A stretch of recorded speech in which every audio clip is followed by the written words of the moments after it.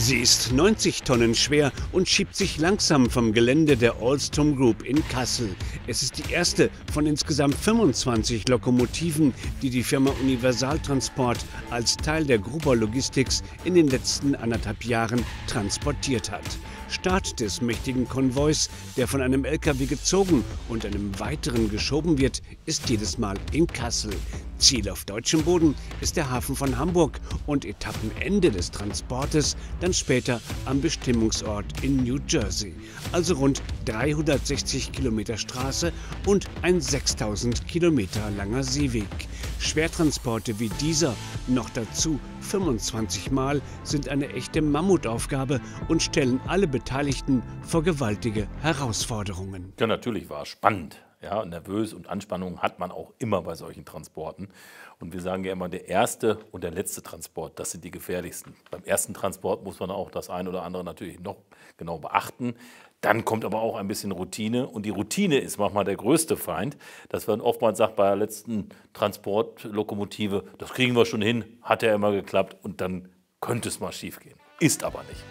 Deshalb begleiten wir den letzten Loktransport, der hier an der Autobahn 44 in Höhe der Tank- und Rastanlage Biggenkopf auf die Abfahrt wartet. Es laufen Vorbesprechungen, denn der Transport wird in dieser Nacht aufgrund einer Baumaßnahme eine völlig andere Route nehmen müssen. Noch ist es hell und man sieht, mit wie vielen Begleitfahrzeugen der Konvoi auf die Straße gehen wird. In diesem Fall haben wir auf 5 gesetzt, weil wir einfach viele verschiedene Abschnitte auf der Strecke haben, wo ein Fahrzeug mehr Absicherung, auch Absicherung für die ganzen Leute, die in diesem Projekt beteiligt sind, zur Verfügung stehen können. Die Brücken, die wir dieses Mal unterfahren, die sind teilweise niedriger und haben dann auch durch das Straßengefälle eine gewisse Neigung, dass es nach oben hin, gerade mit der Aufnahme für den Strom oben auf der Lok, was man nicht gut einsehen kann, wo man dann mit Fingerspitzengefühl reingehen muss, damit man das Ganze auch wirklich sicher unter den Brücken durchbringen kann. Doch bevor es überhaupt losgeht, schon das erste und immer wiederkehrende Problem. Zugmaschine und Kesselbrücke sind rund 60 Meter lang. Also braucht der Transport viel Platz, um das Gelände der Tank- und Rastanlage überhaupt verlassen zu können. Alexander Mönnekes schaut sich die Ausfahrt an. Aufgrund parkender Lastwagen wird das so einfach wohl nicht klappen können. Eine erste Einschätzung der Lage. Wir sehen ja im Hintergrund, in der Abfahrt stehen wieder 2 LKWs, weil sie es nicht besser machen konnten. Die müssen ihre Pausen einhalten. Der Rastplatz ist rappelvoll, das haben wir schon beim Auffahren gesehen. Wir müssen jetzt gleich gucken, die Polizei kommt wieder zum Abholen. Die ziehen uns dementsprechend auf die Autobahn. Die müssen wahrscheinlich noch die rechte Spur auf der Autobahn ein bisschen den Verkehr einschränken, dass der auf die linke Spur ausweicht, damit wir zügig und gerade drauf fahren können. Genauso kommt es. Einen Lkw-Fahrer trifft die Polizei noch an, damit dieser die Ausfahrt freimacht. Der zweite Fahrer ist nicht zu finden. Um jedes Risiko auszuschließen, sperrt die Polizei beide Spuren der Fahrbahn. Jetzt kann der Schwertransport mit der Lok problemlos auf die Autobahn.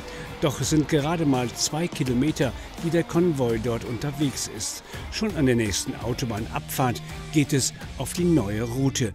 Diesmal also nicht durchs Paderborner Land, sondern durch weite Teile des Sauerlandes.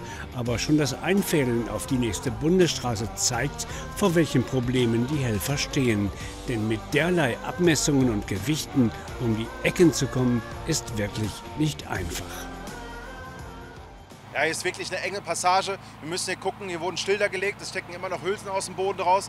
Aber die Fahrer sind jetzt darauf angewiesen, dass die Zuweiser richtige Kommandos geben und auch wirklich auf den Millimeter genau achten, wo sie hinfahren.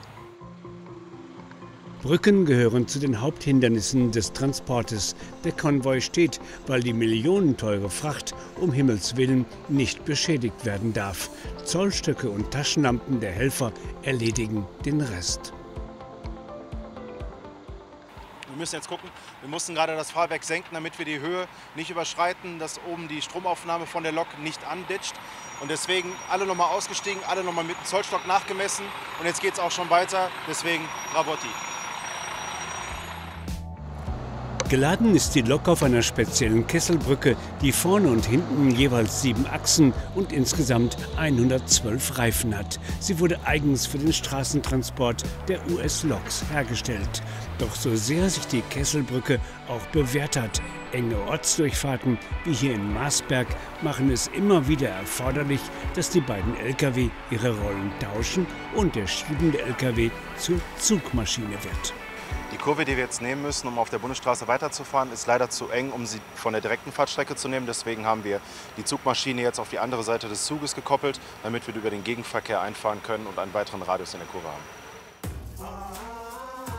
Problem gelöst, aber auf der Strecke gibt es noch eine weitere Herausforderung. Der Transport kommt gut voran, aber teilweise eben auch nur recht langsam. Klar, das liegt an der besonderen Topografie des Sauerlandes.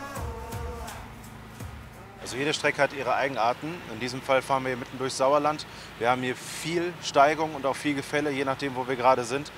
Und eine Zugmaschine alleine würde das nicht schaffen. Und deswegen haben wir eine zweite Schubmaschine hinten angespannt, die ein bisschen Druck ausübt und dann das ganze Gefährt nach vorne schieben kann, und ohne dass die erste Maschine alles alleine ziehen muss. Die beiden Lkw-Fahrer, die den Loktransport sicher und souverän durch die Nacht steuern, sind übrigens Meister ihres Faches. Sie während des Transportes zu stören, geht nicht. Ihre volle Aufmerksamkeit gilt der Straße. Wie aber wählt man die Crew für solche außergewöhnlichen Schwertransporte überhaupt aus? Also es waren nicht immer die gleichen, und wir müssen natürlich auch dafür sorgen, dass auch andere Fahrer natürlich eingesetzt werden können, wenngleich wir immer sagen, wir haben hier keine Ersatzbank wie beim Fußball, der FC Bayern München, dass man sich da jederzeit eines neuen Kollegen bedienen kann. Es gab 3 Stammfahrer, die wir da halt eben hatten, die das fahren konnten, und das Team aber drumherum muss natürlich genauso stark sein. Auch da ein Beispiel aus dem Fußball. Es ist nicht immer nur der Lkw-Fahrer, es ist nicht nur der Stürmer, der letztendlich an der Anzeige steht, sondern der Verteidiger und der Torwart sind sicherlich auch wichtig. Und hier möchten wir immer wieder betonen, dass das gesamte Team hier einen ganz tollen Job gemacht hat. Die Lok ist eine Spezialanfertigung für den amerikanischen Markt. Deshalb kann sie nicht über das inländische Schienennetz nach Hamburg gebracht werden. Gegen 3:30 wird der Transport dann auf einem Autobahnparkplatz zwischen Paderborn und Bielefeld erwartet. Alexander Mönnekes ist vorgefahren und schaut nach, ob dort überhaupt noch Platz ist. Der Transport kommt jetzt jede Minute hier an. In der Auffahrt zum Rastplatz stehen jetzt 1, 2, 3 LKWs, wie man es im Hintergrund sehen kann, die direkt uns bei der Auffahrt blockieren. Wir warten jetzt auf die Polizei, dass die Fläche räumen, damit wir unseren Transport schnellstmöglichst in Sicherheit von der Autobahn auf den Rastplatz kriegen. Eine durchaus gefährliche Situation, nicht nur für die Fahrer des Schwertransports, auch für die Begleitfahrzeuge und auch die Streckenräumfahrzeuge, die noch hinterher fahren. Die Polizei kommt und es beginnt der leider übliche Ablauf. Lkw-Fahrer müssen geweckt und gebeten werden, die Auffahrt zu räumen. Und weil sie aufgrund mangelnder Sprachkenntnisse nicht so recht verstehen, was die Polizei meint, dauert es noch länger. Dieses Manöver zieht sich fast 10 Minuten hin. Jetzt aber kann der Konvoi endlich auffahren und Alexander Mönnekes ist sichtlich erleichtert. Das sind Situationen, die wissen wir, die können vorkommen. Leider kommen sie viel zu oft vor. Wir können da aber leider nichts machen. Das muss dann die Polizei, die hat die letzte Handhabe, die kann die Lkw-Fahrer wegschicken. Es ist leider Gottes immer wieder dasselbe, aber das macht es auch wieder aus. Das ist kein Routinetransport, auch wenn wir den jetzt zum 25. Mal durchgeführt haben. Es ist immer wieder Stück für Stück neuer Abschnitt, Stück für Stück neue Herausforderungen und Stück für Stück neues Erlebnis. Und in einer der nächsten Ausgaben von Eurotransport TV sehen Sie dann, wie der Loktransport die letzte Etappe auf deutschem Boden erreicht. Nicht auf der Straße, denn dann ist die Lok endlich im Hamburger Hafen, wo sie auf ihre Reise mit einem Ro-Ro-Schiff vorbereitet wird. Endziel ist dann New Jersey.